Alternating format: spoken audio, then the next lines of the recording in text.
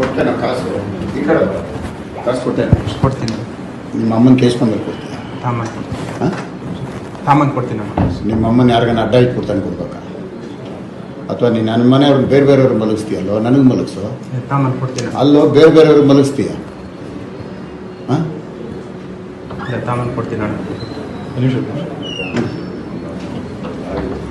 ಏನು ಗೌಡ ತಾನೆ? ಹೌದಾ? ನಿಮ್ಮ ಅಮ್ಮನ ನನಗೆ ಮಲಗಿಸೋ. ತಾಮನ್ ಕೊಡ್ತೀನಿ. ಅಲ್ಲೋ ಬೇರೆ ಬೇರೆಯವ್ರಿಗೆ ಮಲಗಿಸ್ತೀಯ?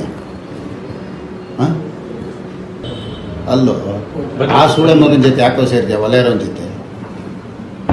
ಹಾಂ, ಒಬ್ಬ ಗೌಡ ಆಗಿ ಆ ಒಲೆಯರೋನಿಗೆ ಯಾಕೋ ಸಾಕ್ತೀಯ?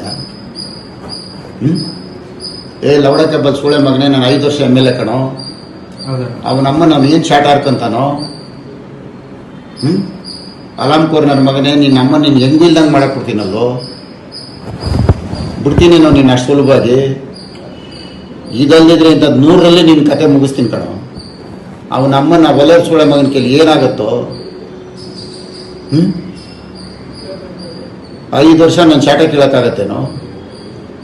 ನಿನ್ನ ಅಮ್ಮನ ಯಾಕೋ ತಪ್ಪಿಸ್ಕೊಂಡು ಸುತ್ತೀಯ? ಸೂಳೆ ಮಗನೇ, ನಿಮ್ಮ ಅಮ್ಮನ ಯಾಕೆ ಏನು ಮಾತಾಡಿ ಅದನ್ನು ತಂದ್ಕೊಡು. ತಾಮನ್ ಕೊಡ್ತೀನಿ. ನಿನ್ನ ಅಮ್ಮನ ಅವನ್ ಕರ್ಕೊಂಡೋಗಿ ಮನೇಲಿ ಯಾಕೋ ಮಲಗಿಸ್ಕೊಂತೀಯ? ತಿಂತಟ್ಟೆಲಿ ಎತ್ಬಿಟ್ಟು ಹೋಗೋ ಸೂಳೆ ಮಗ ಅವನು. ಬೈಬಿಡ ದಯವಿಟ್ಟು. ತಿಂತಟ್ಟೆಲಿ ಎತ್ಬಿಟ್ಟು ಹೋಯ್ತಾನೋ. ನಿನ್ನ ಅಮ್ಮ ನಿನ್ನ ಮನೆಯವ್ರನ್ನ ಕೇಳ್ಬಿಡ್ತಾನ ಅವನು.